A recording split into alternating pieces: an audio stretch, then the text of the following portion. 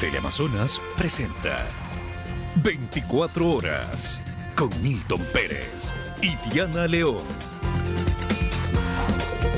Aquí empezamos. El asambleísta reelecto Ferdinand Álvarez reveló aquí los motivos de su desafiliación y responsabilizó a Jorge Glass por lo que le pueda ocurrir. Además, admitió haber grabado las conversaciones. Si algo me llega a pasar a mí, a Soledad o a nuestro círculo familiar y personal, responsabilizo directamente al señor Jorge Glass Espinel.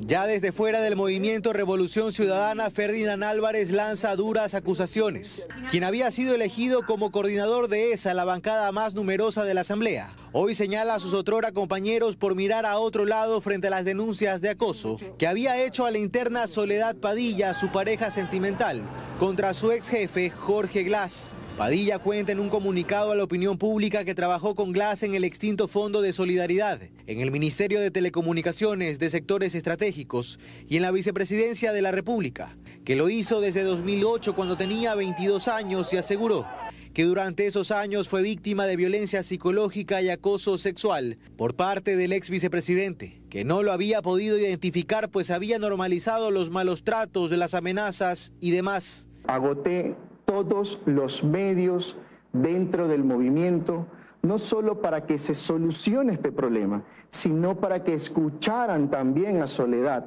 Se trata de un tema que ya generaba comentarios a la interna del correísmo en las semanas en las que buscaban llegar a la presidencia, tiempo en que el escándalo se mantuvo bajo reserva. Pero la campaña terminó, los problemas personales se destaparon, hay denuncias de por medio, audios y fracturas internas. Nos grabamos nosotros para tener un respaldo respecto a lo que estábamos haciendo, visibilizar dentro del movimiento. Álvarez renunció primero a la coordinación del movimiento y luego se desafilió de la RC, que ya se queda con 51 de 52 legisladores electos, antes de empezar labores.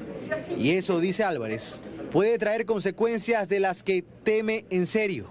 Sí temo por mi vida, y no solo por mi vida, por la de Soledad, por la de nuestro círculo familiar también. Y dice que el trabajo que realizó Padilla entre 2019 y 2023 en la prefectura de Pichincha se puede demostrar, aun cuando ella, que reafirma ese argumento en su comunicado, admitió que realmente trabajaba para Glass, pese a que estaba enrolada en el gobierno provincial. No trabajaba para mí. Ya. La prefectura. ¿Cuánto no lo conozco que de entrada me va diciendo, me va lanzando una pastillita? Para mí no trabajas para la prefectura. Por favor, hay conversaciones, las llamadas que usted hacía para que me contraten. Por favor, Jorge, por favor. Entre gitanos no nos leemos las cartas, Jorge. Por favor. Todo apunta a que esto apenas empieza.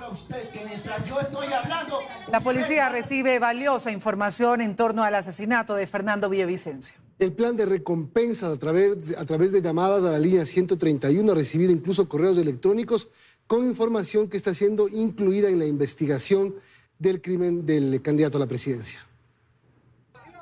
En la investigación por el asesinato de Fernando Villavicencio ha comenzado a fluir la información y desde varias fuentes.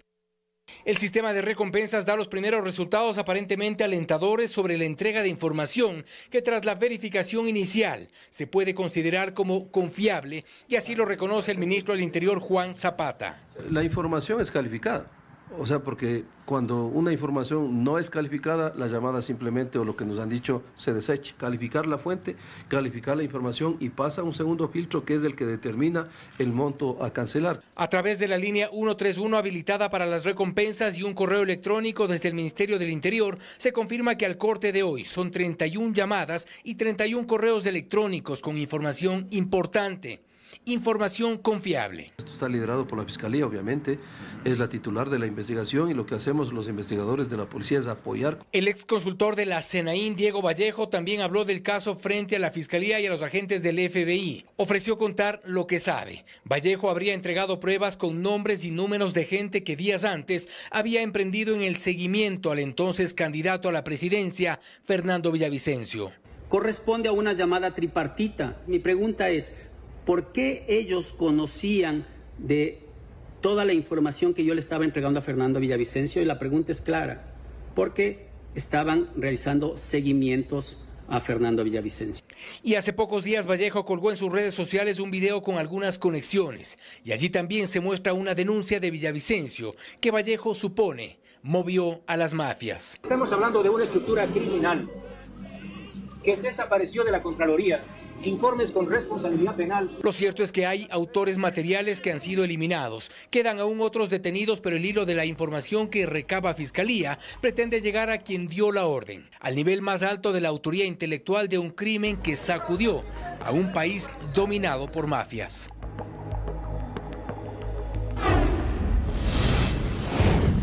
El Consejo Nacional Electoral entregó este martes las primeras credenciales a las autoridades electas. Hasta el 15 de noviembre se entregarán estos documentos habilitantes a la totalidad de autoridades electas. En ceremonias desarrolladas de forma simultánea, el Consejo Nacional Electoral realizó la entrega de documentos habilitantes a los asambleístas electos en 21 provincias del país. La entrega la realizó cada delegación provincial electoral. Desde el momento que se notificó los resultados y que no existió ningún tipo de recurso, deben por ley posesionarse. Con la entrega de estas credenciales en un 87% del país, resta que el proceso se dé en 3 provincias. El miércoles se entregarán estos documentos en la provincia del Guayas y el jueves en Manabí. Los legisladores electos en Pichincha, así como asambleístas nacionales y del exterior, recibirán esta acreditación el 13 de noviembre. En sus manos está aunar esfuerzos más allá de sus diferencias políticas e ideológicas, para resolver esta problemática que se agudiza a diario. La entrega de estos documentos se da 4 días después de que el CNE terminó el procesamiento del 100% de las actas, con lo que los movimientos políticos tienen 48 horas para impugnar los resultados desde la notificación. De acuerdo al calendario que maneja el CNE, las credenciales para el binomio presidencial electo se entregarán el 15 de noviembre. El presidente electo Daniel Noboa consigue el apoyo de España para la exención del visado Schengen. El anuncio ocurre en su gira por Europa. Se reunió con el presidente del gobierno español, Pedro Sánchez, y confirmó a Gabriela Sommerfeld como canciller. En medio de una charla con migrantes ecuatorianos en Roma, el presidente electo Daniel Noboa anunció que logró conseguir el apoyo de España para impulsar la exención del visado Schengen en el Parlamento Europeo. Hay una coordinación larga con el presidente Sánchez y él va a impulsar eso en el Parlamento para que ya de una vez por todas. Este apoyo forma parte de una agenda en la que el mandatario electo ha buscado el respaldo de la comunidad internacional en temas relacionados con tecnología, conocimiento, seguridad e inversión. El analista político Arturo Moscoso ve con buenos ojos estos acercamientos, que son necesarios, señala, para poner en marcha el plan de gobierno de Noboa. Pero claro, ¿no? Sí preocupa que no haya nombres de quienes son o van a ser los encargados de ejecutar estos planes, ¿no? ¿Quién va a ser el ministro de gobierno? ¿Quién va a ser el ministro del interior? ¿Quién se va a encargar de la seguridad? En temas de inversión extranjera, Noboa también ha conversado con miembros de la Secretaría General Iberoamericana y con representantes de la Confederación Española de Organizaciones Empresariales. Sin embargo, los analistas sugieren mantener como prioridad la seguridad. Trabajar en inteligencia. Creo que esa es... Y esa creo me parece a mí que ha sido una de las principales fallas que ha tenido el gobierno de Guillermo Lasso, ¿no? Y sería interesante saber también, ¿verdad?, cuánto de esto le podemos preguntar a la otra parte, porque el presidente Lasso, por ejemplo, en un momento mandó al ministro de Defensa a hablar con los norteamericanos, salió el ministro a decir que nos habían prometido 3.000 millones en 7 años y al final los estadounidenses, nos dijeron no hay tal dinero prometido. En el caso de la asesoría que solicitó a la Secretaría General del Instituto Ítalo-Latinoamericano, ambos analistas concuerdan que es un gran paso, sobre todo por la lucha contra las mafias y el crimen transnacional que Italia ha liderado. Seguridad, comercio exterior y salud son los principales temas en los que continuará ayudando el gobierno británico al Ecuador. El embajador de Reino Unido manifestó que agentes especiales de esa nación se encuentran en el país levantando información sobre las organizaciones delictivas. El gobierno de Reino Unido continuará colaborando a Ecuador en algunos temas respecto a seguridad, educación, salud y comercio exterior. Así lo dio a conocer este martes el embajador británico, quien ya ha mantenido reuniones personales, incluso antes de ser electo, con el nuevo presidente. Nos visitamos aquí en la embajada 2 veces, ya estamos listos para trabajar con él. Entre los temas más importantes se habló, por ejemplo, de la seguridad. El embajador manifestó que, al igual que Estados Unidos e Israel, el Reino Unido también mantiene una cooperación eficaz con Ecuador para combatir al crimen organizado. Capacitación para la Policía Nacional, para las Fuerzas Armadas. Estamos construyendo una nueva relación con la Armada, vinculado también con la lucha contra los narcotraficantes. Señaló que en el país se encuentran varios expertos en temas de seguridad, levantando información sobre las organizaciones delictivas. Tenemos otro equipo que está enfocado en ayuda a las autoridades portuarias, especialmente en Guayaquil, para ayudar con capacitación, para ayudar con intercambio de experiencia, inteligencia. También se habló de los acuerdos que existen sobre los temas comerciales. Sostuvo que el interés ahora es promover otros productos nacionales en el extranjero. Promover Ecuador como un lugar para el negocio británico, no solamente en un sector, pero a través de todos los sectores, porque tenemos mucha experiencia, tenemos mucha expertise. Sobre salud mencionó que se están haciendo estudios para traer otro tipo de medicamentos al país desde Reino Unido, mientras que del tema de educación sostuvo que los programas de becas de maestrías se abrirán el próximo año.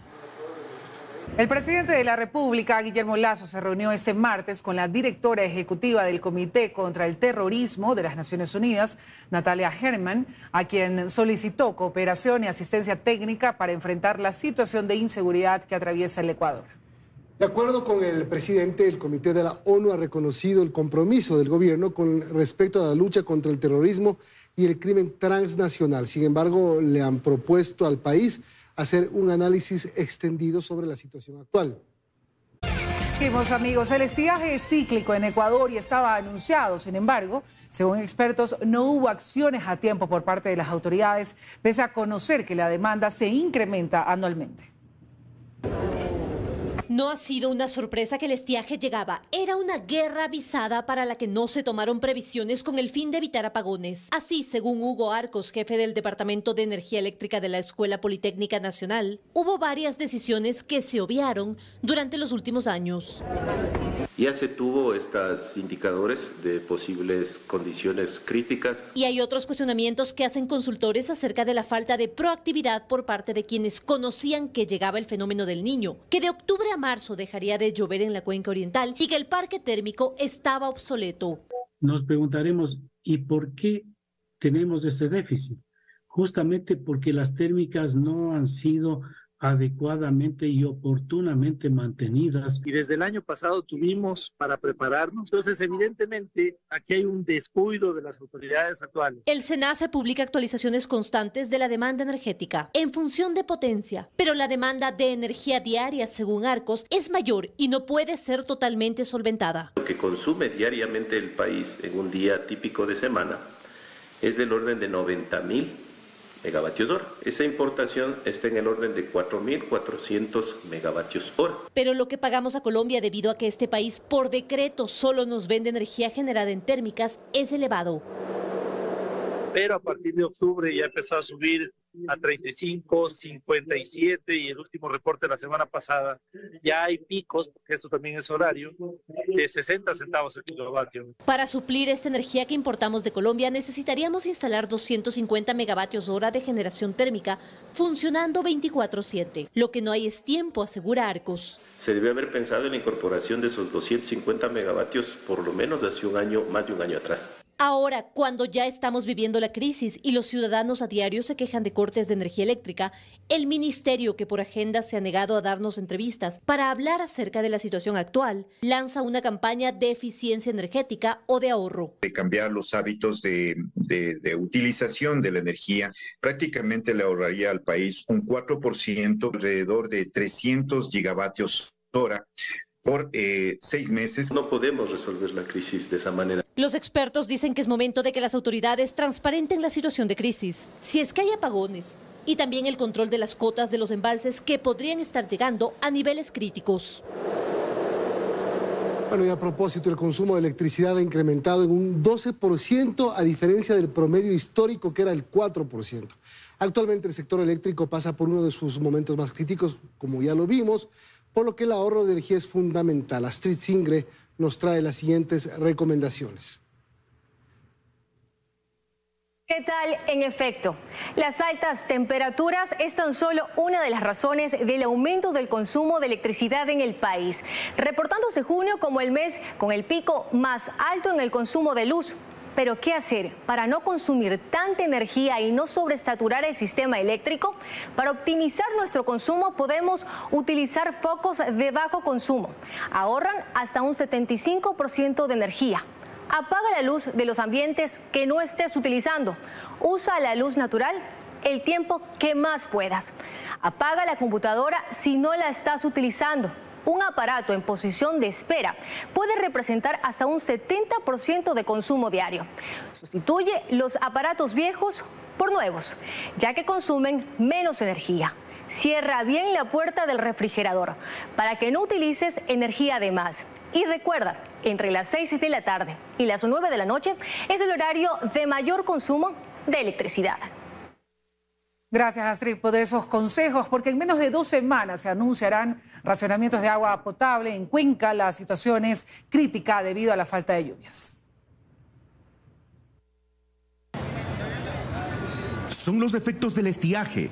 Ríos casi secos, por donde apenas y corre agua. Es lo que se observa por estos días en Cuenca. Esta crítica situación pone en riesgo la potabilización de agua, y es que son aproximadamente 55 días los que no ha llovido, sobre todo en las zonas hídricas de la urbe. Lo que ha provocado que los caudales de nuestros ríos disminuyan abruptamente, y en realidad el que más nos preocupa es el río Tomebamba, que es el que presenta el caudal más bajo. De los ríos Yanuncay y Tomebamba se capta el líquido vital para las plantas de Sustag y el cebollar, que abastecen a casi la mitad de la población. Pero actualmente los caudales muestran niveles muy por debajo de lo normal. Por eso la empresa Etapa ya piensa en racionamientos si no llueve en los próximos 12 días. Si bien es cierto, podríamos declarar de emergencia, lo que necesitamos ahora es que llueva, necesitamos lluvia. Y este tipo de situaciones es lo que nos ha llevado también a agilitar procesos como, por ejemplo, el desarrollo del Plan Maestro tercera fase. Para que los ríos se recuperen deberá existir por lo menos 10 días de precipitaciones continuas, dicen los técnicos. Pero eso, por lo menos por ahora, está muy lejos. La empresa pide hacer uso restringido y estrictamente necesario del agua.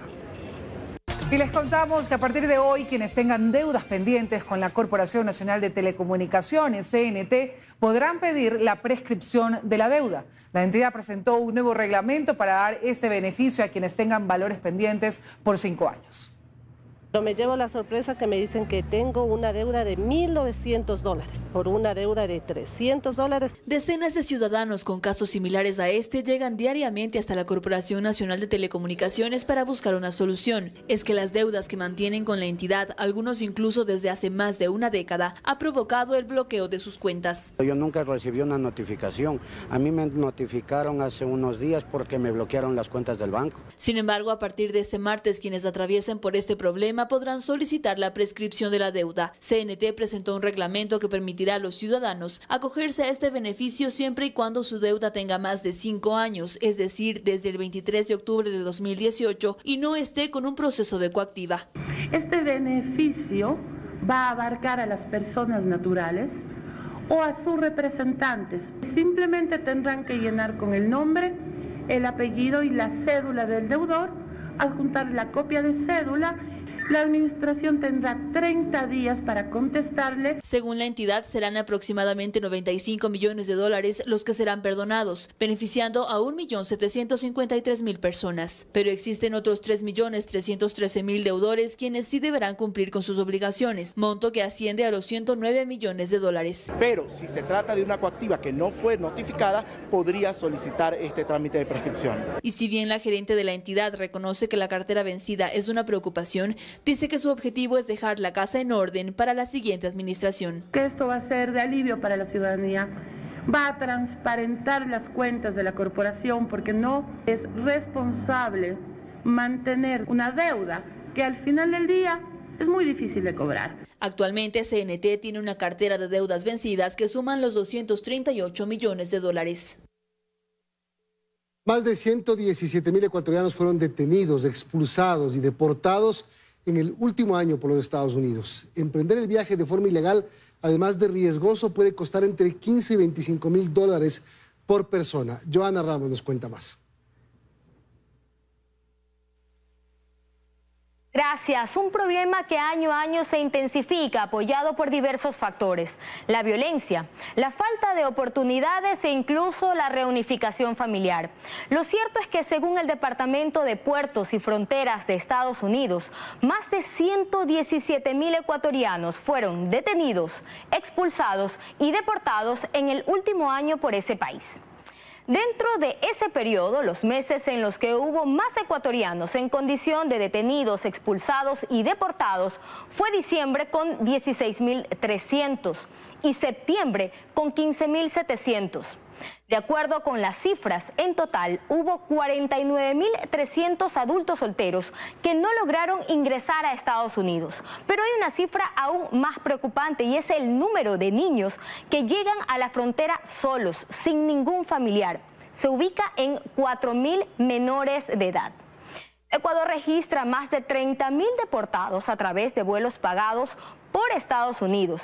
Y hay un número también importante de migrantes que son expulsados a México y llegan a ser víctimas de secuestros y violaciones de sus derechos. Debido a la crisis migratoria que atraviesa Estados Unidos, la deportación de ecuatorianos puede tomar varios meses.